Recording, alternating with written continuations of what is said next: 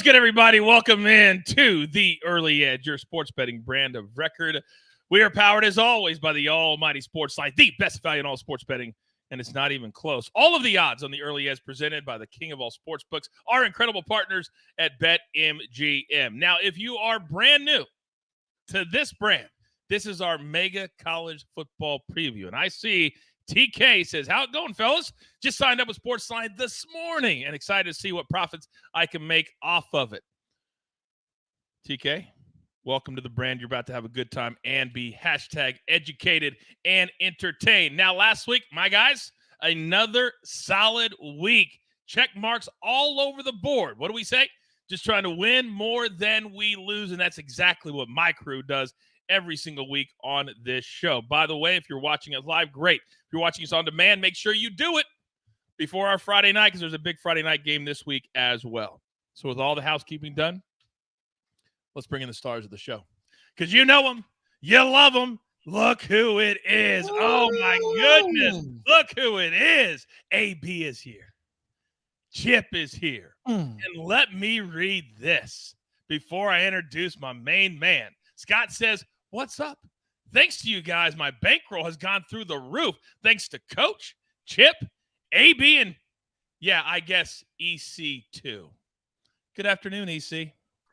Coach, let me rant. I know you're not giving me the 15 seconds, but I hate college football overtime. I think it's garbage. I think you got to come up with a better format than this. It's an absolute debacle when we're going to one play deciding a game. No, not even like start at the 10-yard line. Go back to the old format where we're playing 7 overtimes if you can't make 2-point convert. I'm not even making sense, but I'm still so mad about what we saw on Saturday. That's the usual. Here's what I would say to that, and I'll let the other two guys weigh in. If you are a true, I mean a hardcore Arizona fan, I would listen to you. But, gentlemen, if your favorite team was playing just a 5-hour drive from where you lived on the same highway, you wouldn't even have to turn or get off an exit, and you don't go to the game, Chip? I go to all the ones in Tucson. It's enough. No. You said your piece. I want to hear what the guys have to say. Is that truly worthy of complaining when your favorite team was playing and you weren't there? I mean, really, you should have gotten some stops. It's right there. You know what Lincoln's book is. Still uses the same plays he did all the way back at Oklahoma. That play is on tape somewhere. You just had to make a stop. AB? The college football overtime is almost perfect. It's exciting. Now, I don't like that 2-point conversions come in so early now, but college football overtime is awesome. You don't mean that. You don't mean that. Oh, bring back ties. I was bring back the NFL would go to it. I swear to God, it's that exciting. I love it. That's the only part that I hate, is because before, if you were on an over and you weren't even close, you could still get there with 3 or 4 overtime. Bingo. It's a bettor's dream. Yeah. But at least 2-point conversions are stupid. Stupid. To end the game like that. It's stupid. Why do we not place EC? At least we don't have USC as one of our big games. Oh. Apparently we do. So you're going to have to talk about him more. All right, let's get into it, everybody. We appreciate everybody turning on your notifications, because as soon as the show started, boom, bam, bam, bam, bam, bam, you guys show up because you're the best universe in sports betting. Let's get into it, gentlemen. We got 5 big games according to us. And the big one, we're starting out where we live, EC, on the West Coast. It's a top 10 matchup. Now, let me read you these numbers, EC, because I'm starting with you, because you're starting with a downer for us, but I'm here for it because I think it makes a lot of sense. Here are the 5 scores for each team so far this year. Oregon, 42-42, 55, 31, 81. Washington, 31, 59, 41, 43, 56. Wow. So clearly, EC, the play is the over, yes? Coach, this is what I call a fishy line alert. I'm waving the alarm bells here. Why is the over-under only 67.5? You just mentioned these offenses are combining for, 93 points a game, something like that? But their defenses are only giving up a combined 30. So something has to give here. Now, these offenses are top 2 in FBS and total yards per game, and second and third in points per game behind the aforementioned USC. Now, Washington won this matchup last year 37-34. You would think, considering the offenses are better on paper, and I guess with the stats this year than they were last year, you would think that total would be above 71, but it's not. You got to trust the odds makers sometimes, and I'm going to go with it at this point. And also, look at it this way. Bo Nix, the quarterback of Oregon, 0-6 in his career against AP top 10 teams because he has 2 passing touchdowns and 9 interceptions. That's not good. Look for Washington to win this game, but close and lower scoring. Washington 31, Oregon 27, and we're under by almost 10 points, Coach. By the way, if you haven't seen my man's videos on the TikTok and on the Instagram, he's expanding his role this week, and we're going to be doing a bunch of exact scores, correct, DC? Just like That's you correct. did. All right. Of course, he always tweets them himself, so check out him on social media. Now, AB, you don't necessarily disagree with EC's pick. You just think the second half could be good for Oregon, yes? I do, Coach. Look, I actually agree with EC here that something has to give, right? I think that Oregon, I mean, they've only won every game this season, and they've only covered every game this season. I mean, other than that, it's been a tough year for the Ducks. Look, I like Dan Lanning. I like Bo Nix, and I'm not going to hold anything Auburn-wise against him. He's playing well. We're going to take Oregon second half team total over 16.5, and I'll tell you why. If Oregon is up, they're going to have to keep scoring. If Oregon is down, they're going to have to keep scoring. And Washington, while an excellent football team, that is an offensive-led team, and Oregon can score on Washington. So we're going to play it in the second half where everything will matter. If it's tight, if it's not, whatever. Oregon is getting 2 touchdowns and a field goal in the second half. And, Coach, like you said, overtime, it helps us too. It definitely does. Now, Chip, you don't have a best bet on this game, but I guarantee you have a take. What do you got? Oh, listen, I'm going to tell you, I'm going to make it an official play as we go with the Ducks and we take them on the road because, I like to put all my charts up, right? I'm running my Chipalytics and I'm like strengths, weaknesses. And of course, offense is just woo, both sides, everything. It lights out. Michael Penix, Bo Nix, both these teams can move the ball.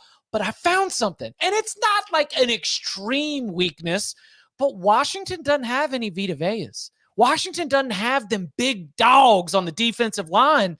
They've been getting pushed around against the run, and Oregon's offense is very, very balanced. And so you have to take Husky Stadium into consideration. It is one of the best home field advantages on the West Coast when it gets rocking and rolling. But I still think that because of running the football, you can let Bo Nix settle in.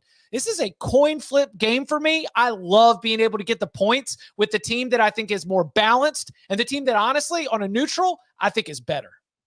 All right. So we'll take Oregon plus the 3. Now, Joe in the chat says, I'll put EC's lean over under at 4.5 today, which brings us to our next game. Texas A&M. They lost by 6 last week to Alabama. Now, Tennessee, your squad, AB, but I can't start with you. They are 3.5-point favorites, 3-1 against the spread. They haven't played in 2 weeks coming off a bye week. So, EC, what do you got this week? This is one of my very few leans, Coach. I'll put it this way. I have another pick on this game later in the show as for my parlays, which are on a heater right now. But I'm going to lean Tennessee minus 3.5 against A&M. And I'll tell you why. I'll keep it brief because AB is going to give us the real reasons. A&M has lost 7 straight road games and is 1-6 against the spread in those games. Tennessee has won 12 straight home games, and they're 5-0 in their last 5 against the spread against FBS teams. I think they win, but close. Tennessee 27, Texas A&M 23. So barely covering that line. AB, hold on tight. All right, AB, hold on tight. I love how you get creative and the way you look at different games because not everybody does that. A lot of people look at money lines and at totals, but you look at everything else, just like in this game. What do you got? Yep, we're going to take Tennessee over 3.5 touchdowns here, and I will tell you why. This is the Alabama sandwich game, all right? A&M just got done playing Alabama. Tennessee plays Alabama next week. Now, teams coming off of playing Alabama do not fare well in their next game. And it's on the road, and it's in Neyland Stadium, and Tennessee's coming off of a bye. All right. Couple all of that together with this. Texas A&M's defense, their defensive line is legit. Do not get in 3rd and longs because they will punish you. That being said, Tennessee's offense is actually a little more balanced this year than it has been. They're running the football, and if they do run the football on you, you are in trouble. Not to mention Joe Milton, he can get around the edge as well. So I think that they're going to neutralize that Texas A&M front. And here's the thing with Tennessee. We know it. This offense is the fastest in the country. They do not slow down, and they continue. So you get opportunity after opportunity after opportunity. And Tennessee's defense, their defensive line can get after you as well. So look for Tennessee to have the ball multiple times in this game, throwing deep, running around. Yeah, they're going to score 4 touchdowns or more. I also think A&M's going to be a little bit beat up, having lost 26-20 to Alabama last week. Now, Chip, what is it that you always say? What's that? Guts. How do you say? Can you say that for me? Guts. Guts. Yeah, like that. Apparently you have some, and EC does not. What's your play in this game officially? Yeah, sunrises, sunsets. I'm out here putting my guts on display every single Wednesday. So we go Rocky Top because of several reasons. Yes, you are catching a Texas A&M team coming off the body blow against Alabama. Let's also look at the fact that Max Johnson has gotten ragdogged. I mean, that guy needs to learn how to speed up his clock, not hold on to the ball, or that Tennessee pass rush is going to absolutely crush him. But it's something else because I love to go under the hood. I love to be able to take something on its surface and then find where the value is because on the whole, the Texas A&M pass defense numbers are not that bad. And that's weird because anecdotally, when I watch Texas A&M's pass defense, especially in games of note, sure seems like they're letting wide receivers run like free-range chickens, but it's because they played New Mexico, no passing attack. ULM, no passing attack. Auburn, definitely no passing attack. Against Alabama, they gave up more than 320 yards and 3 passing touchdowns. Against Miami, they gave up more than 370 yards and 5 passing touchdowns. This Texas A&M pass defense is a weakness, and that is the wrong place that you want to be walking into Neyland with all the reps that Josh Heupel is going to have trying to go deep on your defense. We go Vols. We lay the points. Boom. And I apologize, Chip, because I got distracted. I just got a text from Buckets, and he was like, Coach, I'm trying to learn about college football. What does anecdotally mean? The stuff I have to deal with.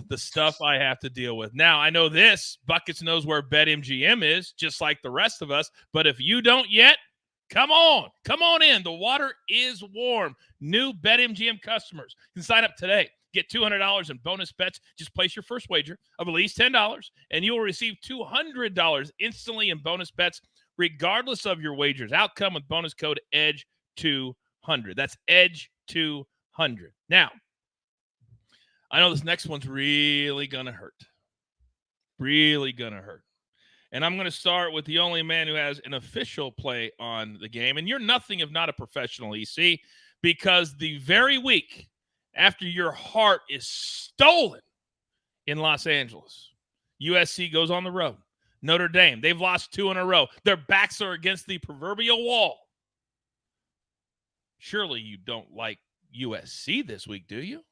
I'll tell you what, Coach, this is a garbage line by the odds makers. It really is. They got this one wrong. USC is the better team. I know they should have lost to the great Arizona Wildcats last week, but Notre Dame got smoked by Louisville? Really? Why are they a 3-point favorite the week after getting trounced? Oh, by the way, they shouldn't have beaten Duke. Oh, by the way, they lost to Ohio State. I mean, they look like garbage. Now, were both teams caught looking ahead to this week, though USC survived and Notre Dame didn't? Yeah, I think they probably did. Everything in the history, you guys know I love trends. Everything points to Notre Dame. USC's lost 8 straight road non-conference games. But guess what? The story is Caleb Williams and USC's offense. He's the best player in college football for a reason. USC leads the country, averaging nearly 52 points a game for a reason. They've scored 40 or more points in 7 straight games, albeit last week they needed a couple of overtimes to get there. But Williams has accounted for 4 or more touchdowns, rushing and passing combined in each of those 7 games. That is remarkable. Just a gut feeling here. This one's going to be a little bit higher scoring. The over-under, didn't want to touch that. It's right around 63, but I'm going to say USC wins this game outright. Give me the Trojans 34, Notre Dame 31. Interesting. You managed in one take to tick off AB. Oh, and at the very end, Chip. But let's start with AB's side of things here. AB, how much do you disagree with what EC just said? It's tough. All right, so let me say this. This is not an official play. And you know what? On this one, don't come to me for it because, look, I've backed Notre Dame the last couple of weeks, and they have let me down. I leaned to them to cover in this game, but my God, Notre Dame, what's wrong with you? What is wrong with your offense? You cannot score touchdowns. It's driving me crazy, man. Like, I don't get it. Their defense is legit, all right? Their team is legit. Their quarterback, Sam Hartman, is legit, but there's something wrong. They just cannot convert. And it's driving me nuts, man. So I'll say, look, I lean to Notre Dame, but it's not strong, man. Like, do not bet off me on that. It is just, I can't trust him. I have trust issues, #Drake with Notre Dame. I can't trust him, man, at all.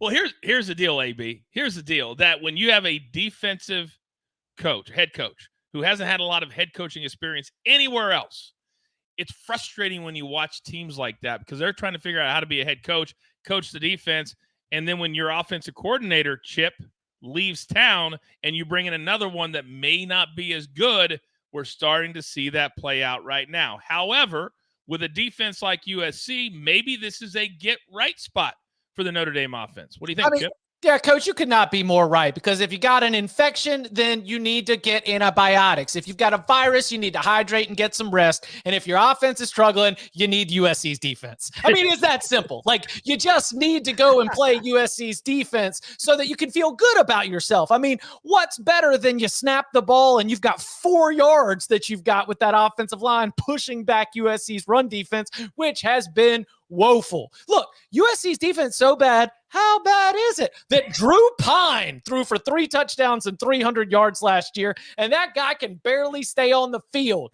Look, we're going to lean to the over on this one. Last year's total ended up at 63. This one's a shade under that. I think that Notre Dame has to know that it needs to score 30 points if it wants to have a chance to win, and this is a desperation game. It's a difficult spot for Marcus Freeman because you have to balance how fast and aggressive are you going to play versus trying to limit the number of possessions that Caleb Williams has the ball. But Notre Dame needs to be efficient with those possessions if it does that as well. So, this is an interesting spot from a coaching standpoint where I don't have total confidence in either side, but I do think that over 60.5 feels about a field goal too low.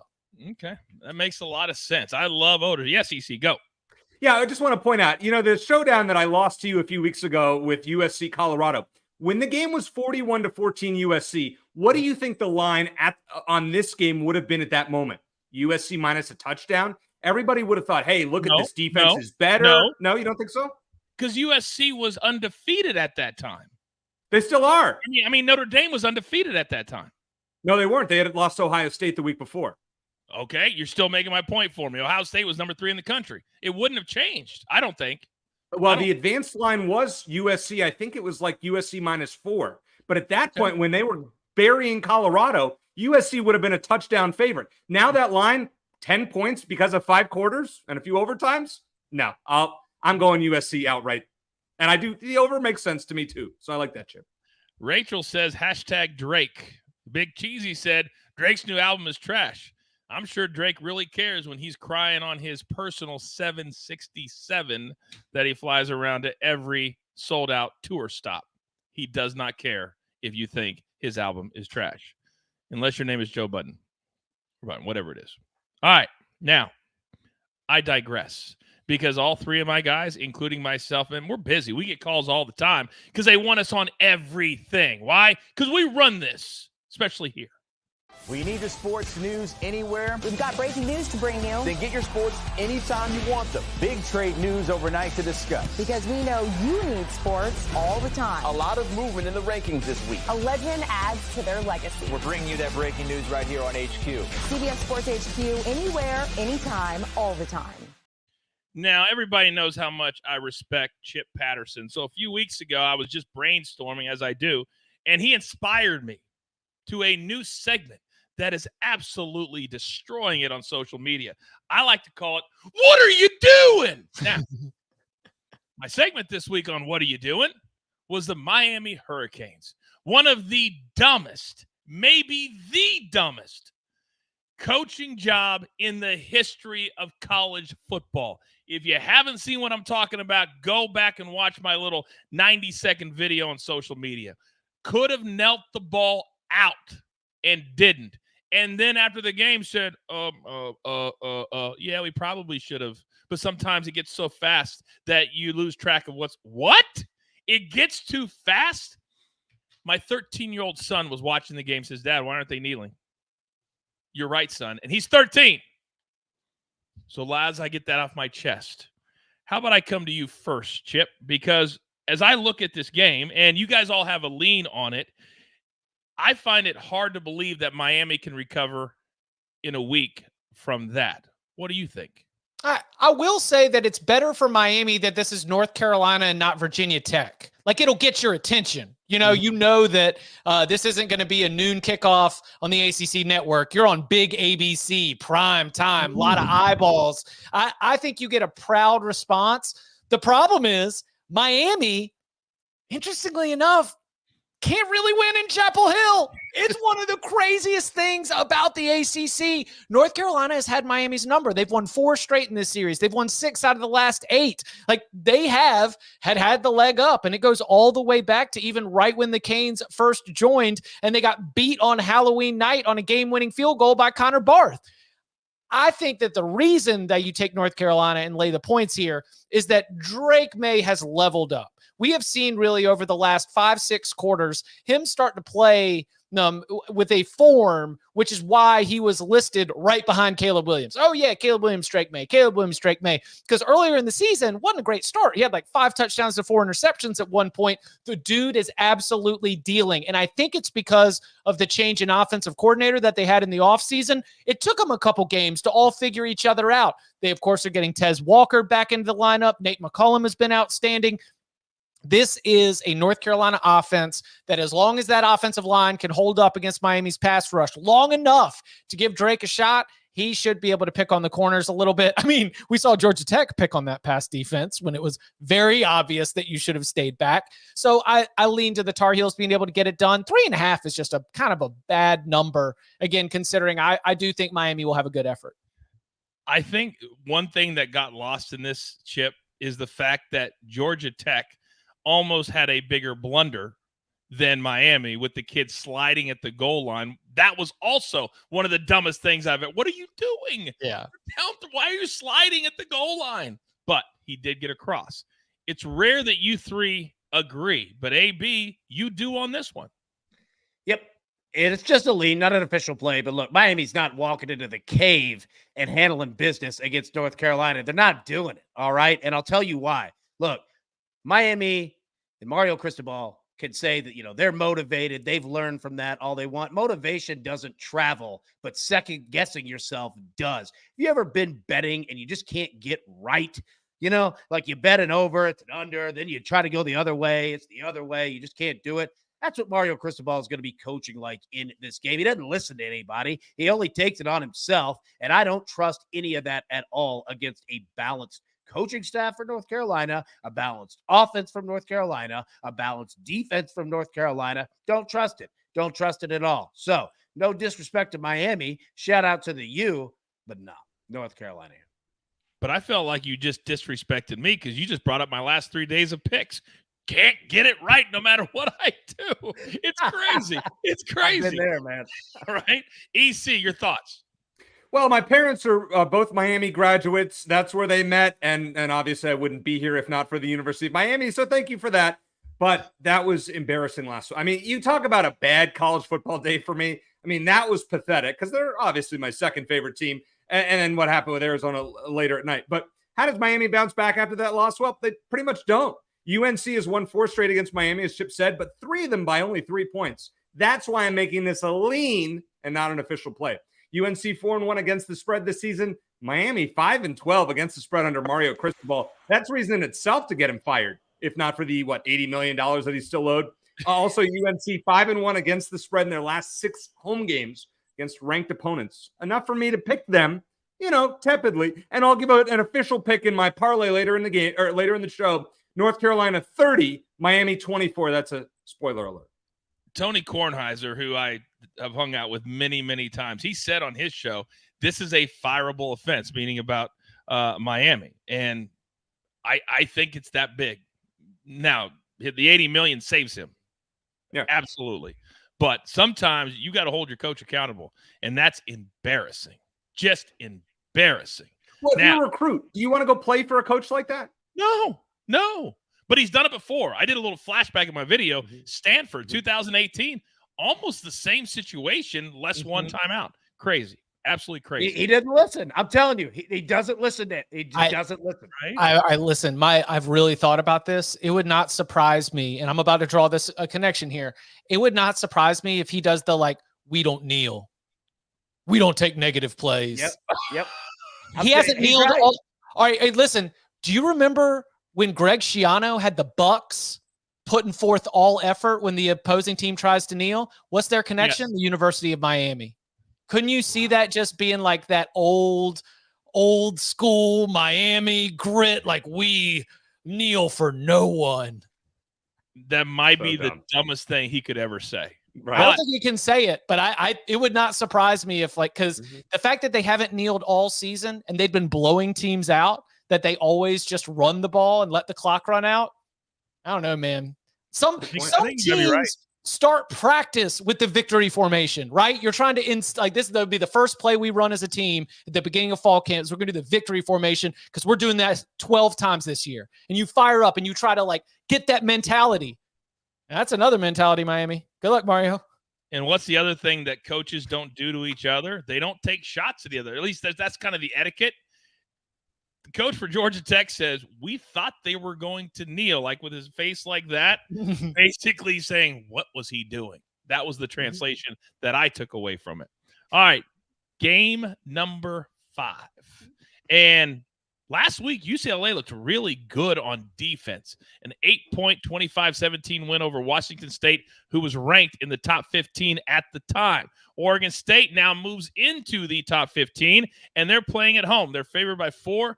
Look at that number underneath the spread, 14-1 against the spread their last 15 home games. Snake, well done. So, as I look at my notes, we've got some picks in this one. How about I start with EC? Let's start with the side first. Why do you like Oregon State? Coach, a few weeks ago on this show, I gave out Oregon State -3.5 against Utah. This was an Oregon State team coming home. We just saw from that graphic, 14-1 straight up and against the spread at home since the start of the 2021 season. I'm like, all right, they're playing a team with a young quarterback and a really good defense. Oh, well, what is UCLA? Young quarterback, really good defense. And Oregon State wiped the floor with them. It was 21-0 before Utah got a late touchdown, 21-7 final. I'm sorry, but I just didn't see enough from Dante Moore last week against Washington State, and I watched the entire game. I was not impressed at all. UCLA's defense was good, but I don't see him going on the road and winning a game like this in Corvallis. He has negative 76 rushing yards in his last 2 games. He's taken 11 sacks. Oh, by the way, Oregon State, really good defense, and I think they have 15 or 16 sacks on the season. I have a strong lean to the under 54 as well. Almost made that a double play on this game. We're going to stick with Oregon State -4. Give me them 27, UCLA 17. Oh, interesting. Chip, you've got the EC stamp of approval on your official play on this game, sir. Yeah, I'll just pick up that baton, EC, and I'll keep running with it. We're going with that under. Let's see. There have been 4 games that UCLA has played against an FBS opponent, and they have had 4 unders. There's a lot of reasons for that. Number one, the defense has been a huge surprise, a pleasant one in terms of how much better they have gotten. UCLA, especially up front, is excellent, and that is good in this matchup going on the road to play Damian Martinez, the Oregon State running back, and a good Oregon State offensive line. That's kind of like neutral on neutral. The other reason why the under is cashed in every single UCLA game is that, as EC mentioned, this offense has really dropped off. Freshman Dante Moore is probably UCLA's best chance overall, and he will have better days down the line. But I don't think that this offensive staff trusts him very much right now. He is holding onto the ball for far too long, as EC has mentioned, and the offense in general has just been ineffective. So the offense isn't living up to expectations. The defense is better than expected, and DJU has kind of turned into a pumpkin here as we've hit the spooky season. And so I don't see a lot of points from Oregon State either. It's in Corvallis. The Oregon State defense has been so much better at home than it has been on the road. All of it leads to another under for Oregon State at home. Boom. Now let's go back to the side quickly, because AB, you agree with EC, and it seems like all of you think it's going to be Oregon State, and it could be something like 30-18, anything that comes in under that 54.5 number. Yes, sir. Look, I lean to Oregon State -4, but it is not an official play. My official play on this game is I don't want a damn thing to do with this game. I don't want anything to do with it whatsoever. I agree with the guys. The better comment would be just noticing what Jeff said in the chat about Nevin Shapiro in Miami. That's better than anything I'm going to give you on this game. So, yeah, a lean, but trust the guys. I don't come to me for this one. You're like, don't come to me for this one. No, I'll be confident in every pick that I have, but when I don't have a pick, buddy. Oh man, it puts some hair on your chest to wander into Corvallis in mid-October. Yeah, I mean, that's just yes. His soundboard is awesome. You notice EC just went like this. I think he thought he was talking about you with hair on his chest. That's what I really thought. He thought like you were going to go there. There you go. I have the undershirt on, Coach. Just saying. What was I thinking? What was I thinking? Now I know this, that we have helped. I give us all the credit that there's so many new cool shows, but we're really leaning in at CBS to the other football with that long U. And there's a brand new show at 7 a.m. Eastern time to really get your day started. If you don't know what it is, Snake. Wake up to football highlights and news from around the world with the one and only Morning Footy team. Rise and shine, football fans. Welcome to Morning Footy. Start your all-day football craze with Morning Footy, part of the all-new Golazo Network. Now, I'm going to give you a little bonus because this is one of the 50 straight days of football. NFL, college, 50 straight days. Now, my picks have stunk the last 2 days. I own it, but I'm going to go with a SportsLine play tonight. UTEP FIU. That's right. We played Sam Houston in the morning show from the Counselor. This is the other game that is being played tonight. The under 44. This is from Kenny White, who I respect tremendously. He says this, and I quote, New Mexico State's 3 quarterbacks are all questionable tonight with arm, concussion, and concussion issues. This is a run-first offense that milks the clock. The defenses are below average, but so are the offenses. Both have combined for an 8-4 record to the under. So a live bet right now on the show for tonight, we're going to go under 44 UTEP and FIU. Now, I will tell you this. We have a Friday slate, but no picks on Friday. But Colorado does play Stanford. You may want to become a SportsLine member to find the Sims and a pick or two from another capper on that game. But EC, we're going straight to Saturday morning. We've got the early slate that we're starting with right now, and leave it to you to supply 4 big picks to start us off. What do you got? Well, we're going to start with the 3 early ones, Coach. I see that. So we're going to start with the 3 early ones. We're going to start with an under as well. Indiana and Michigan under 46.5. The last 14 Michigan home games against unranked teams, the under is 13-0-1. They're winning by an average score of 35-9. And oh, by the way, Michigan's giving up an average of, 6.7 points a game this year. They lead the nation. The 10 points they gave up to Minnesota last week, how dare they, was the most they have given up all season. The last 2 years, Indiana's actually, held that Michigan offense a little bit in check. The scores were 29-7 and 31-10. Expect to see a similar score this week. Michigan 34, Indiana 7. All right, I was a buzzkill with the under 46.5 in this game. Let's go with the over 46.5 in the Arkansas-Alabama game. And I love to use the logic that sometimes when teams play, they just love to play high-scoring games. Listen to the combined totals between Arkansas and Alabama since 2016. 79, 50, 96, 55, 55, 77, and 75 total points. These teams love to play shootouts, right? Both teams are averaging slightly over 31 points a game. The over is hit in 7 of the last 9 for Arkansas and 6 of the last 8 for Alabama. This one to me is a no sweat pick. Alabama 35, Arkansas 20. My last early game, coach, we're going to go to the Big Ten. Let's go Rutgers -5 against Michigan State. Rutgers 5-0-1 against the spread this year for Coach Greg Schiano. Their only 2 losses this year were to Michigan and Wisconsin, yet they covered. Fortunately, I had a parlay with them last week, and they covered against Wisconsin late. Michigan State, they've quit since Mel Tucker was let go. 0-3 straight up and 0-2-1 against the spread. Heck, they lost by 10 to Iowa with a backup quarterback who couldn't move the ball.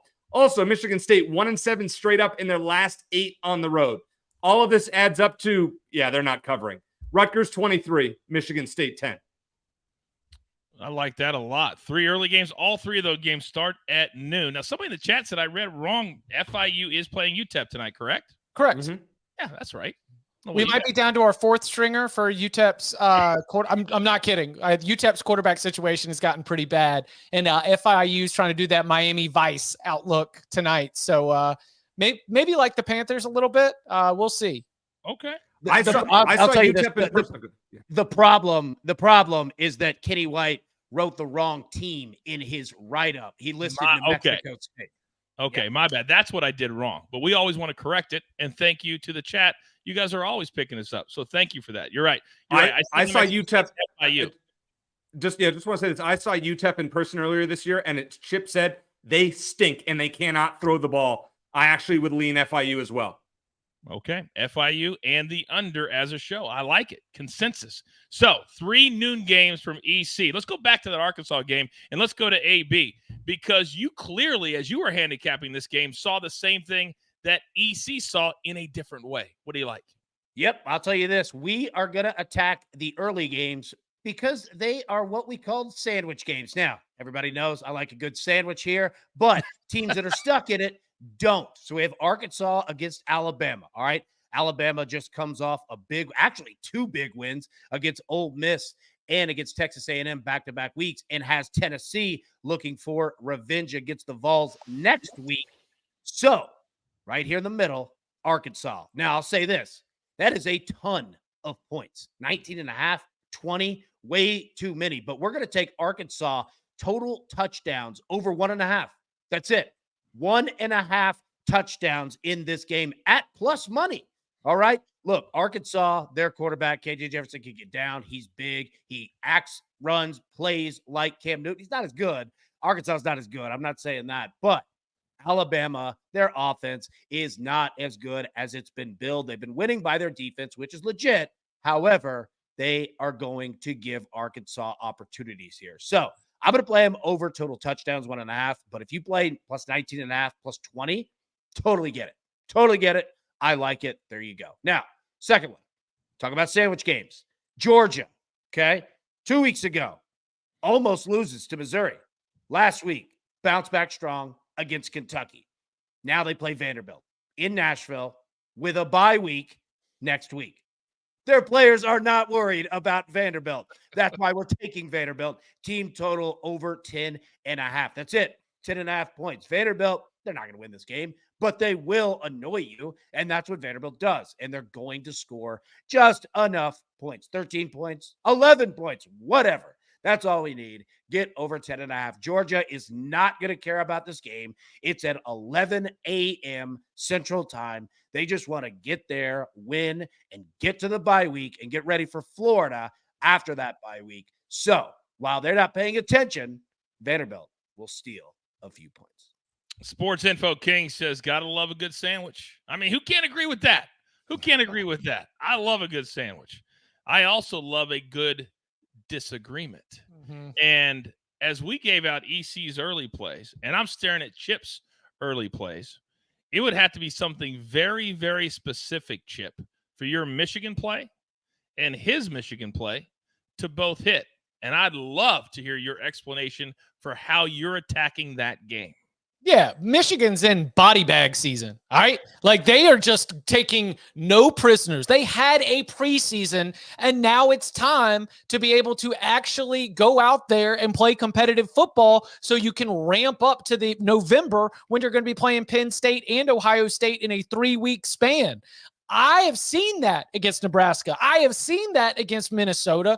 And so I was looking at it, and my initial play was actually Michigan minus 33.5. And so I started running the scenarios of the different ways that they would be able to cover it. And all of them ended up with Michigan putting a 40 on the board. So I went to check out the team total, 39.5.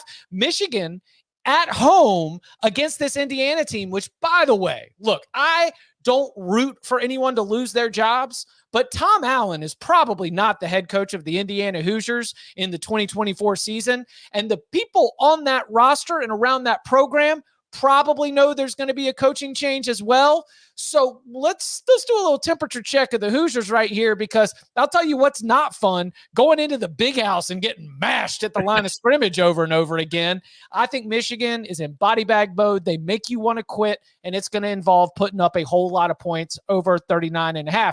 All right, let's stay in the Big Ten. Noon Eastern streaming service game. You're going to be trying to skin around. They don't call them the spoiler makers for nothing. All right. So last 4 meetings between Ohio State and Purdue that have been in West Lafayette, Purdue's won 3 of them outright. That's a streak that goes back to 2009. A little bit of time, sure, but that is a trend that is around these programs. And more importantly, for those fans at Purdue in West Lafayette, they have a set of expectations based on series history when Ohio State comes to town. Ohio State's offense is not functioning well right now. They can't run the ball at all. The only thing that they've been able to do is just chuck the ball up and hope Marvin Harrison Jr. brings it down. Luckily for Ohio State, he happens to be the best wide receiver in the country and does that often. I like in this road spot, early kick, spoiler makers matchup. Let's take Purdue to at least put a little scare in the Buckeyes. Oh, and finally, double body blow, first half under. So we went, and we always look to see like who's going to be coming in a little bit creaky, right? Virginia Tech just had to go up against Florida State. Wake Forest just had to go up against Clemson. Neither offense is particularly explosive in general, and now we're going to have them playing each other. I think this is a slow starting game for 2 teams that had long ice baths all week. Virginia Tech, Wake Forest, first half under, double body blow. I just got a text from the sniper. Apparently, he said, that's my shtick. All he heard was cranky. I'll tell him you weren't talking. Okay. Coach, may I add one thing? Of course. Chip brought up, Michigan and how well that they play, right? And, I mean, obviously, I agree. It's crazy that we actually saw they put Michigan on an NFL game the other night. They're called the San Francisco 49ers. They just choke you out of the game. Michigan is Georgia from last year. It's a black hole, and once they get up 14 points, it's over. It's absolutely over. Listen, I know we're running heavy, but I got to hit you with this one. This is my favorite. So they're number 1 in the country in red zone touchdown percentage. They're number 1 in the country in red zone scoring percentage. They have the least amount of red zone visits at all. But you know how many times they've faced first and goal as a defense? 0. Not a single team has snapped the ball inside the 10-yard line against Michigan's defense. And Michigan scores on their first drive, I swear, every game. Every game, touchdown. Feels that way, right? Yeah. I'm going to give you one chance, EC, because AB and Chip are trying to save your pick. I'm going to give you one chance to take it off the board. Do you want to take it off the board? Coach, 13-0-1 to the under in the last 14 at home against unranked teams. That's all I have to say. That wear red uniforms with white stripes down the socks. I mean, we could just keep going down the line. Now, 13-0-1. Taylor says, hit the music. He also says, hashtag, I thought it was implied. Respect, Taylor, respect. But this isn't exactly a showdown type of situation. Could be 41-3 and we both win. Could. Now, AB is finishing the show because he's the only one with late games. Your fourth one, EC, is more of an intermediate. It's like 3 p.m. Eastern time. So I'm going to come back to you, and I'm shocked. I am just absolutely shocked at how 1 week you can bury a team And then another week, they're like the greatest thing ever. 2 weeks ago, you hated Utah. This week, you love them. Explain yourself.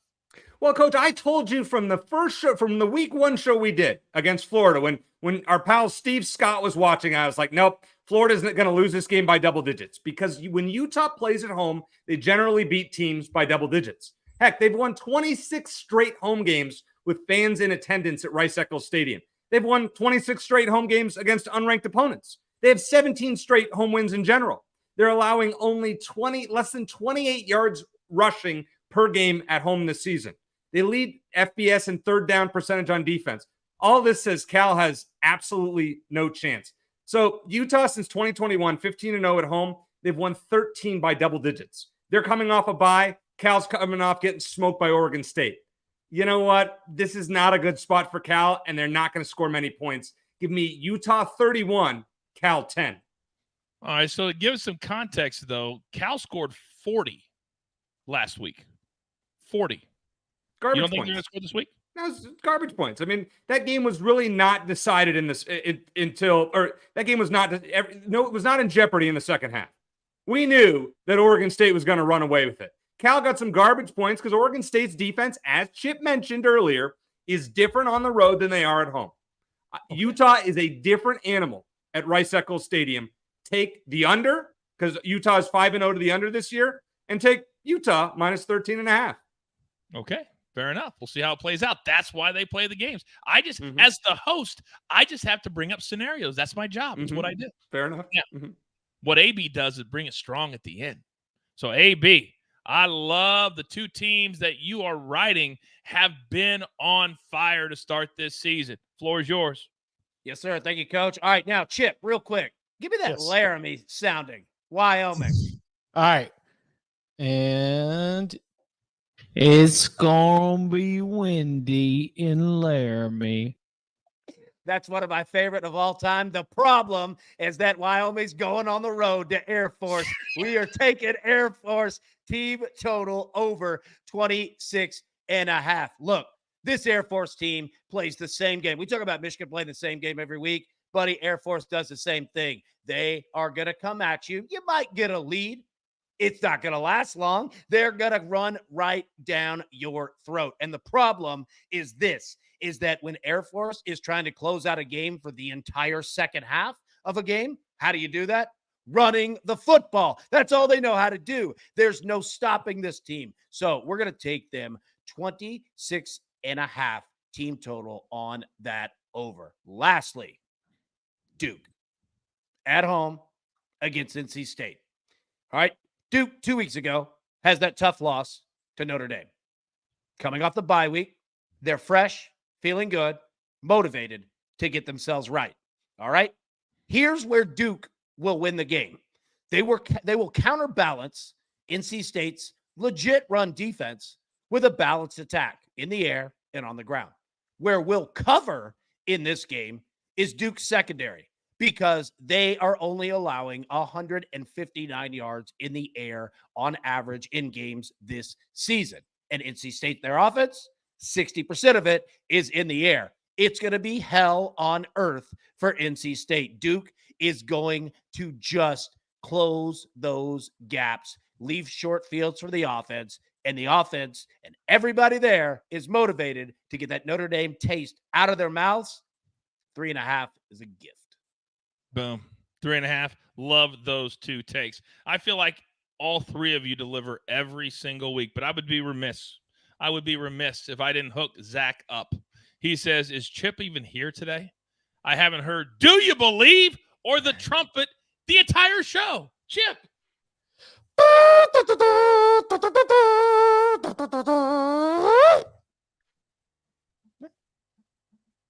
Do you believe? There you go. Thank you, Chip. Now I feel complete. Now I can say, grab your paper, grab your pencils. Here is the recap, courtesy of the snake on the ones and the twos. And yet take a look. We're going to leave that screenshot up. But as we take down all of the best bets, I'm going to ask my guys, this is a big week in college football. What's the number one most important thing they're looking forward to? This matters. Use it this week or use it into the future. Knowledge is power. Be educated. Be entertained. AB, start us off.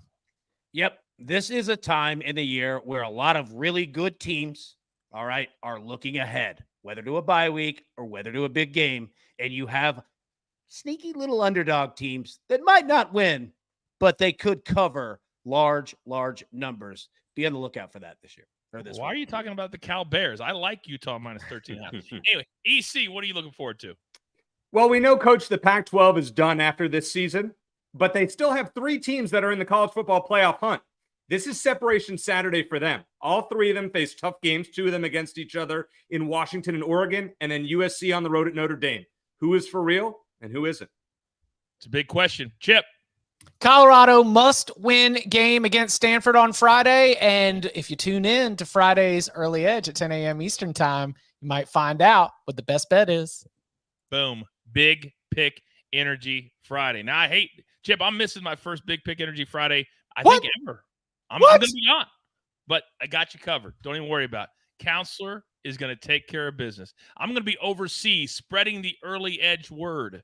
And hopefully when I get off the plane in London or Manchester, England, the one thing they don't ask me, can you tell me about that ace parlay that we've been hearing about all over the place? No, I cannot do that. But alas, somehow EC has not only managed to get the bosses to sign off on this, but he's been hitting almost every single one. And I'm still offended because Chip's represented, AB's represented, and EC's represented. But your boy, the man who started this brand, nowhere to be found. It's okay, EC. It's on brand for you. But I'll step back because all kidding aside, you've been killing it right here. Let's go. Well, thank you, Coach, and I apologize. You know, we should be plus 18 units total. We should be 9-0. Instead, we're 7-1-1 with these picks. We tied last week, the Vanderbilt Florida over, and we lost by half a point in the first week with Tennessee UTSA over. We dismissed that so we're literally 2 points away from 9-0. Here's what we got this week. This one is for AB. Texas A&M Tennessee under 55.5. So, but outside of the Miami game, Texas A&M giving up an average of 14 points a game. Tennessee on the season giving up only 18 points a game. Don't underestimate the defenses here. And by the way, 5 of the last Tennessee games have gone under dating back to last season. So for Chip's game, Miami against North Carolina, I'm going to roll with the under 57.5. 8 of the last 11 UNC games have gone under, and Miami's only given up less than 15 points a game, and UNC giving up 19 points a game. This one also points to under. And then finally, I got to be honest, guys. I mean, I am 6-0 in picking games against the spread for my alma mater this week, University of Arizona. This one, I just don't feel good about. Take Washington State in a bounce back, minus 8.5 against my Wildcats. I see this game in the neighborhood of Washington State 38, Arizona 20. I don't think it's that close. I hope I'm wrong. I hope, Coach, that I lose this parlay for that reason, but I don't think I will. Yeah, it's a tough bounce back spot after that really heartbreaking loss to USC that you were not there for. Gentlemen, love all 3 of you guys. Amazing content. If you haven't watched this, you're watching this on demand. I hope you're doing it before Saturday morning. That's all I can hope. By the way, in the chat, they're saying Chip for president 2024. That's from TK, brand new SportsLine member today, Chip. Let's go. I'm unelectable. All right, do not forget, if you are new to our brand, we are live every single weekday at 10 a.m. Eastern Time. Then every evening, we have a different show. This one on Wednesdays, tomorrow's Primetime Early Edge at 7:30 p.m., counting down to Thursday Night Football, the Broncos and the Chiefs. And then on Friday, Big Pick Energy Friday in the morning. And then our Props Extravaganza at 4 p.m. Eastern in the afternoon. But for the here and the now, it's all the damage that we can do. There's only one thing left to do. And I believe you all know what that is. You've got your marching orders. Let's take all of these tickets straight to the pay window. For my entire crew, Lamo, my man AB, EC, and the man who runs the show, Chip. Don't forget about the snake, always doing the hard work, making the show look like $1 million. I am simply the coach, trying to keep this train on said track. We grind for you so we can win with you. That's what we're all about right here at the Early Edge. Good luck.